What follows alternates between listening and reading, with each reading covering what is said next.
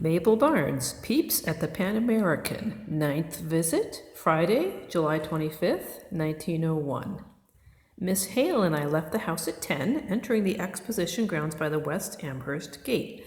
We stopped first at the Drake Pavilion on the West Mall to look at the exhibit of petrified wood from the wonderful petrified forests in Arizona. The wood is so hard that only a few substances will scratch it, and it takes a polish like that of the most beautiful marble. Tabletops, clocks, and other articles are made of it. I purchased a specimen, and then we went to the Manufacturers and Liberal Arts Building, which is situated on the east side of the Court of Fountains. The building occupies the space 350 by 500 feet with a central court 132 by 170 feet. It is a handsome structure entirely surrounded with a wide portico with openings through semicircular arches supported by square columns. At the four corners are pavilions surmounted with domes. The building is entered through these pavilions and also from the center of all four sides. The south or principal front faces the Court of Cypresses. In the center of this front is placed the principal feature of the building, a great dome rising to a height of 130 feet, flanked by four square open towers. Broad steps between large groups of statuary lead up to the main entrance, which consists of a high arch with two tall towers on either side. Statues symbolizing the various arts and industries are placed in the niches at the angles of the towers and around the dome. The west facade toward the Court of Fountains is low to give greater value to the electric tower. A little more prominence is given to the front on the mall, where the entrance is under a pediment 96 feet in height, surmounted by winged figures. The east front, which faces the Grand Canal, is treated in a manner similar to the west side. All of the exterior work upon the building is of a highly ornamental character, being treated in the style of the Spanish Renaissance and giving an expression of gaiety and lightness. The cornice is formed by the rafters of the roof projecting over and is richly decorated with carvings. The color scheme is of light browns and reds. On the west front of the building are the following dedicatory inscriptions. To the explorers and pioneers who blazed the westward path of civilization, the soldiers and sailors who fought for freedom and peace, and to the civic heroes who save a priceless heritage. To the prophets and heroes, to the mighty poets and divine artists, and to all the literateurs of the ancient world who inspired our forefathers and shall enlighten our children's children. The booths in the building are the most elaborate and artistic of any I have so far seen. The exhibits are placed in four divisions: foods and their accessories, liberal arts, manufactures, and art manufactures. The 1/4 of the exhibit space is devoted to the division of foods. This was a very popular and populous section. The greatest crowds surrounding those booths were the most generous distributions of samples. The firms who have the finest exhibits are the following.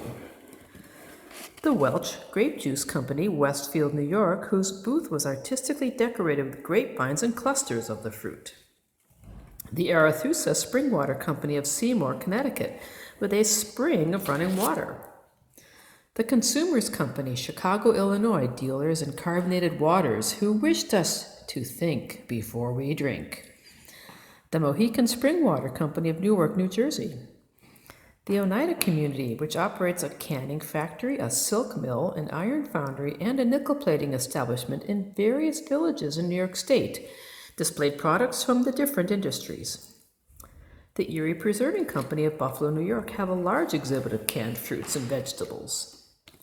The Jacob Dold Packing Company of Buffalo has a very handsome booth and a large display of the various products from their packing house.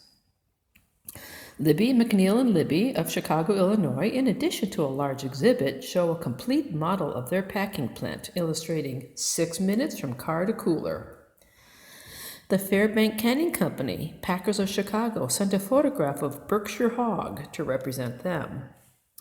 Armour and Company of Chicago have a very large booth showing products with nothing lost but the squeal, and mutoscopes containing pictures of their packing establishment. Swift and Company of Chicago had even the squeal utilized in a phonograph. I was amazed at the amount and variety of the products which come from the packing houses. It is certainly true that a use is found for every part of the animal.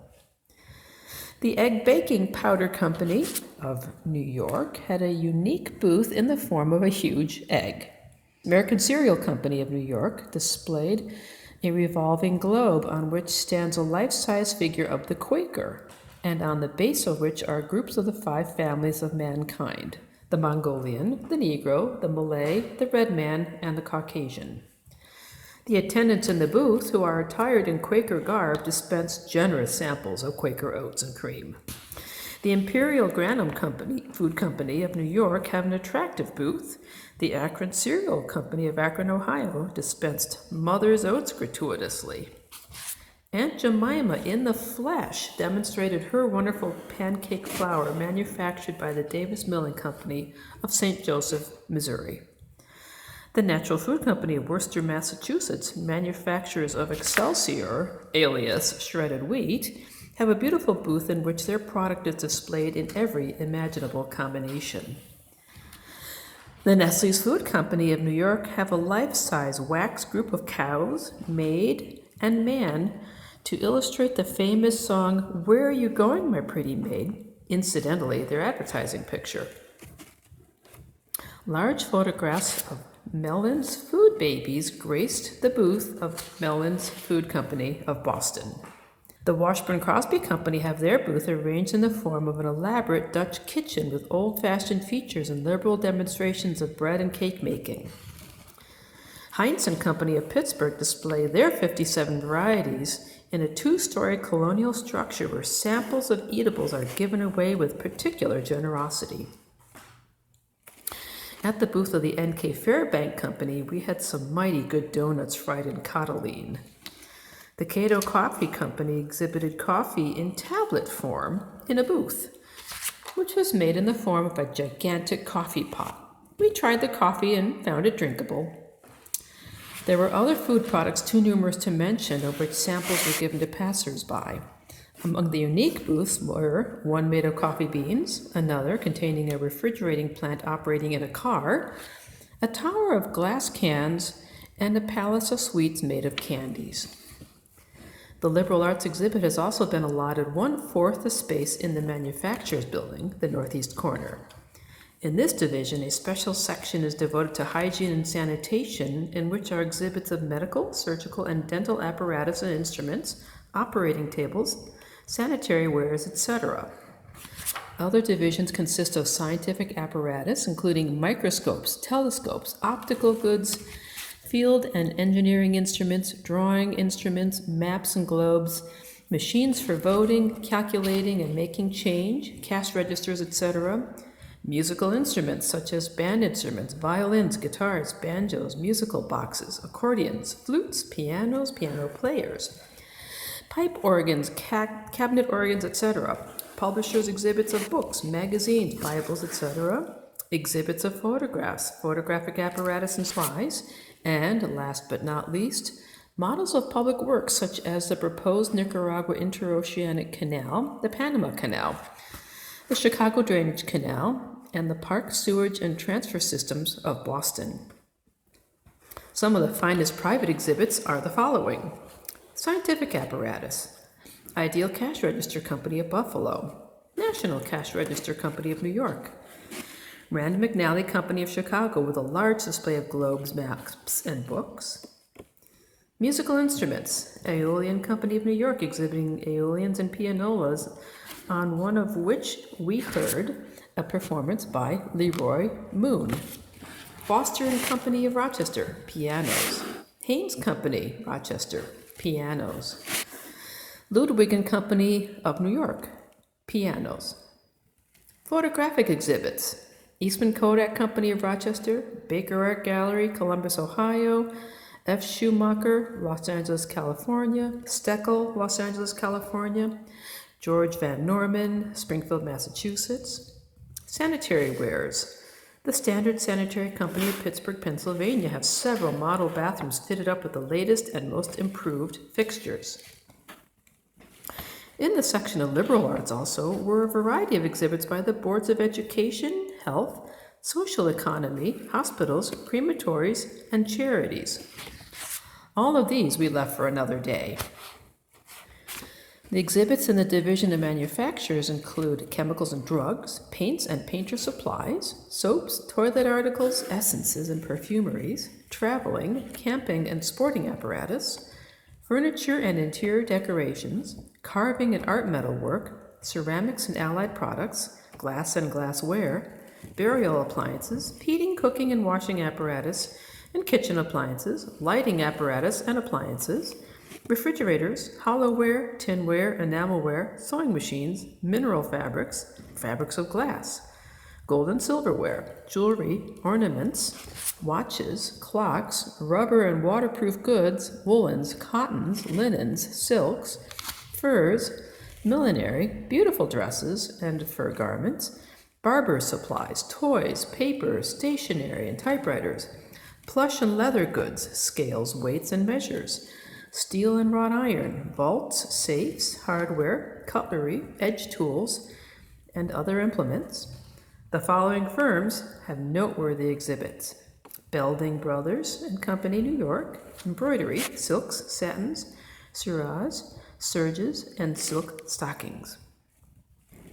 Corticelli Silk Mills, all kinds of manufactured silk articles, cocoons, chrysalis, and silkworms in all stages of growth, and demonstrations of the method of reeling silk off the cocoons, twisting it into thread, and making it into skeins. Butterick Publishing Company, New York, paper patterns and models of the different modes in paper. The United Shoe Machinery Company, Boston, a complete shoe factory in operation. Russett's Fur Company, New York, furs, skins, etc. Revillon Frere, New York, furs and magnificent fur-lined garments. Cutler and Son, Buffalo, office furniture. Fred Macy Company, Grand Rapids, Michigan, sectional bookcases. Oliver Brothers, Lockport, New York, bedsteads, including one made entirely of cut glass and silver. Pantasote Company, New York, substitutes for leather. 1900 Washer Company, Binghamton, New York, washing machines. Buffalo Scale Company, scales on one of which Miss Hale and I were weighed by Mr. Holmes. I tipped the balance at 119 1/4 pounds. Corbin Cabinet Lock Company, New Britain, Connecticut, locks, keys, etc. Ironclad Manufacturing Company, enamelware. Stanley Works, New Britain, Connecticut, hardware. Berry Brothers, Detroit, Michigan, varnishes. This booth was in the form of a castle built of the fossil gums which are used in the manufacture of the varnishes.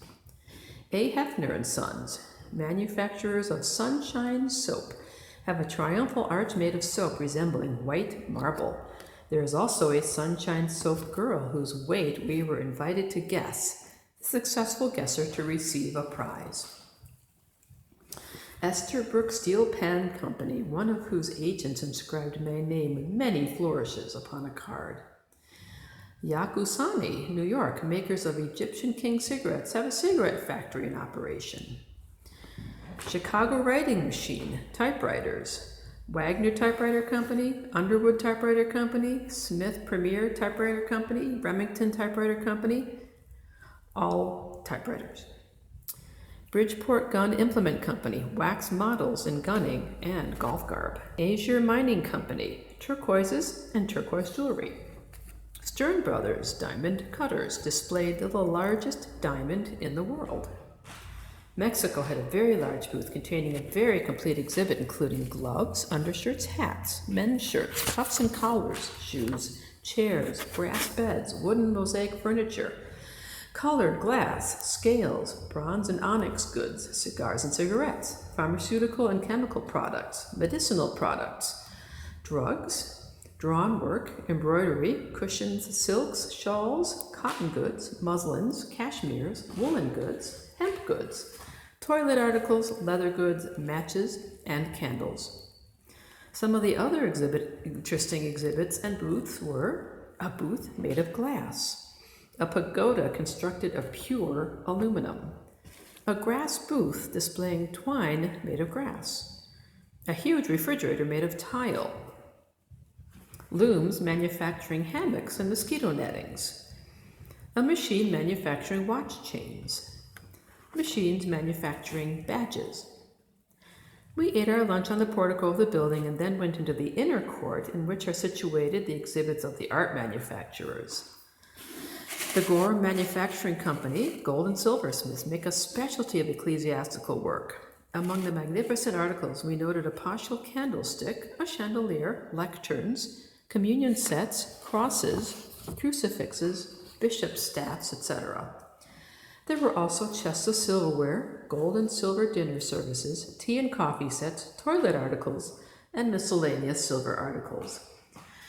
There is also on exhibition the Dewey Loving Cup, a testimonial originated by the New York Journal and presented by 70,000 Americans, men, women, and children.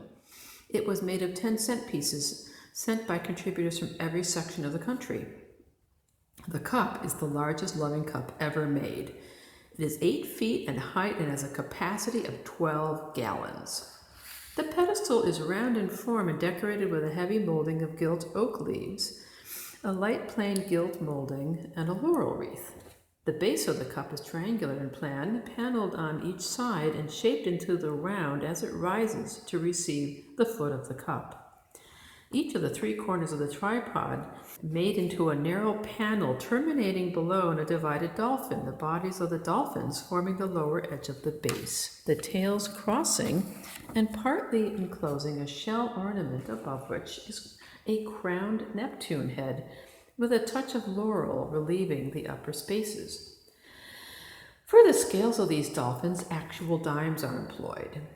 The foot of the cup is decorated with large acanthus leaves. More 10-cent pieces are arranged as an ornamental border around the lowest step. The under part of the cup body is richly shelled, and on its surface are 3 square panels connected by festoons of laurel. The borders of these panels are made of shields supported by dolphins, acanthus scrolls, and sprays of laurel. The panels contain the 3 scenes: the quiet home of George Dewey in Montpelier, Vermont, the glorious engagement of May 1st, 1898, in which Spain's sea power in the Pacific was totally shattered, and the triumphant return to New York at the moment when the Olympia is passing the tomb of General U.S. Grant. The 3 massive handles are decorated with acanthus foliage and bear the United States shield worked in color and enamel. Over each shield stands with upthrown wings on an eagle 10 inches high. Festoons of laurel surround the neck of the cup. From the cover, which is overlaid with dimes overlapping each other, rises an ornamental form suggested from the prows of galleys carrying a dome surmounted by a winged Victory, 14 inches in height. This daintily draped maiden carries on her right arm an oval medallion upon which is painted the portrait of Admiral Dewey, whom she seems about to crown with the wreath of laurel held aloft in her left hand.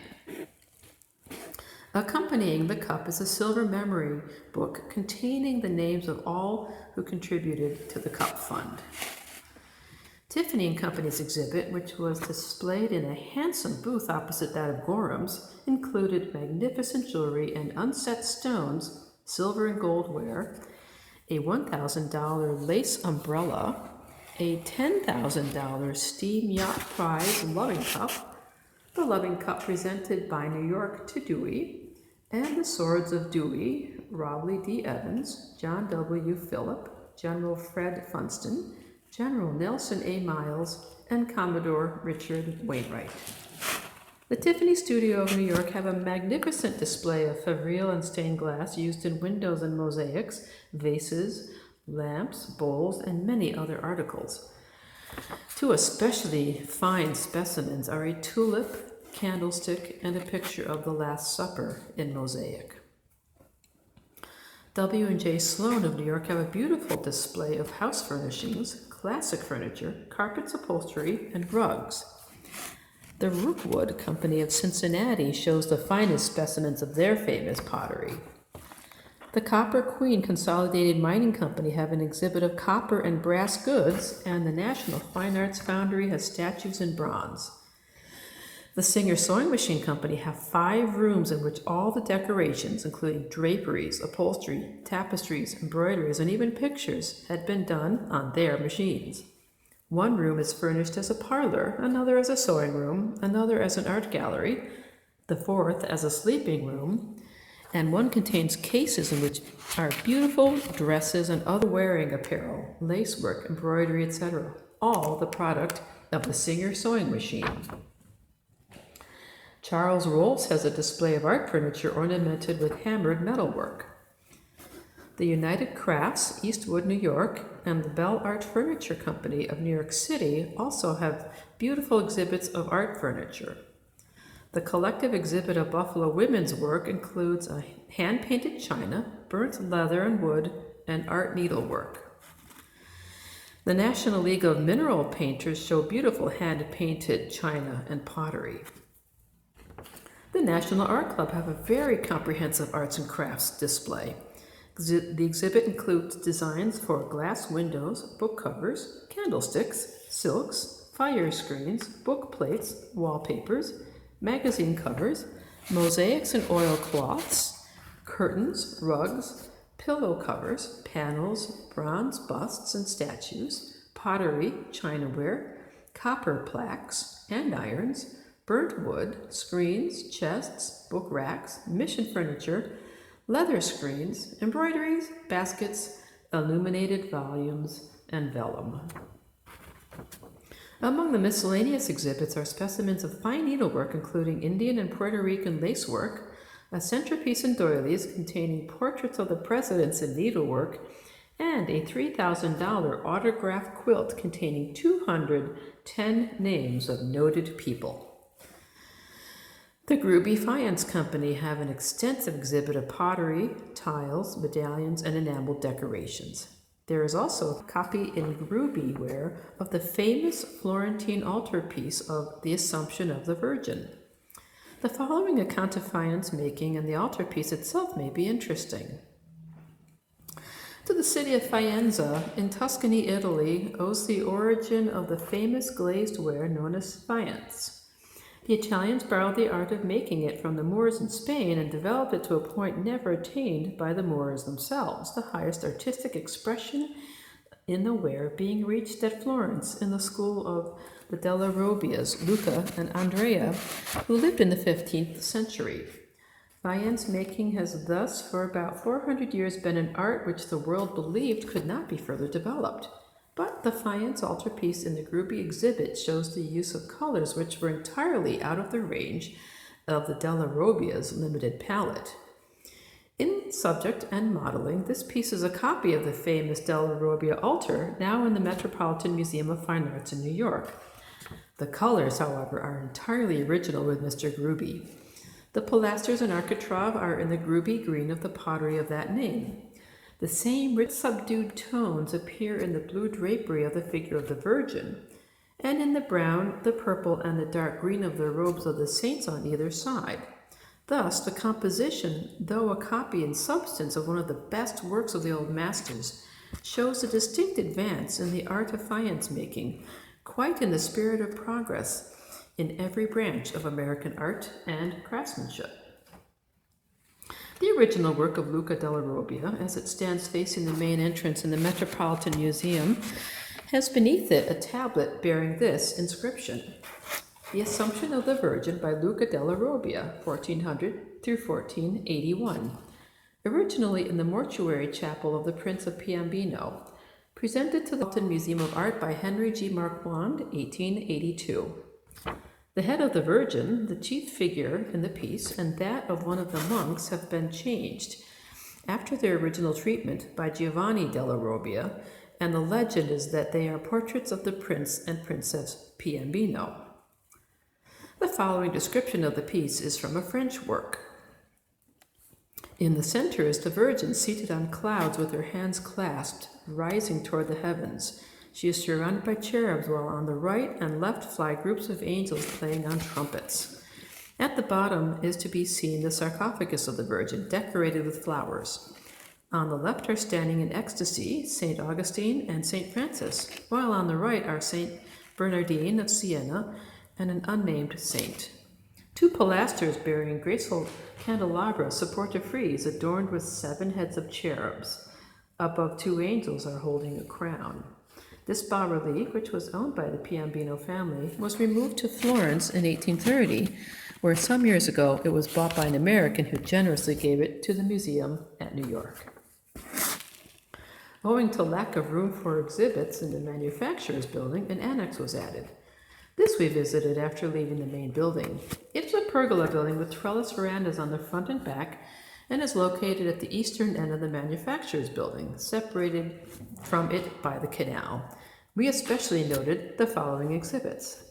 The United States Leather Company, leathers. Here we saw an elephant hide, the largest tanned hide in the world, weighing 800 pounds when green and 500 pounds dry, being 20 feet long, 16 feet wide, and 3 inches thick, and requiring 2 years for tanning. The Gloucester Net and Twine Company, a complete fishery exhibit. Ruth Ashley Hirschfeld of New York, a model nursery. Jewett and Company Buffalo, stoves and ranges. Some of the other exhibits include leathers, burlaps, crude rubber, gas stoves, tanks, boilers, furnaces, water filters, heaters, domestic wares, billiard tables, skylights, enameled brick and tile, and pottery. The Larkin Building was the next place we visited. This is a smaller building of which the main part is classic in form, surmounted by a dome in the spirit of the Italian Renaissance. The Larkin Company have an interesting exhibit. There is a suite of rooms including library, parlor, sitting room, music room, dining room, kitchen, sleeping room, and nursery, completely furnished with Larkin soap premiums. There is also a soap cutting and printing machine in operation. Before leaving the building, we were sprinkled with perfume by a little fairy in white and presented with a cake of Modjeska soap. We left the exposition grounds at 6 o'clock.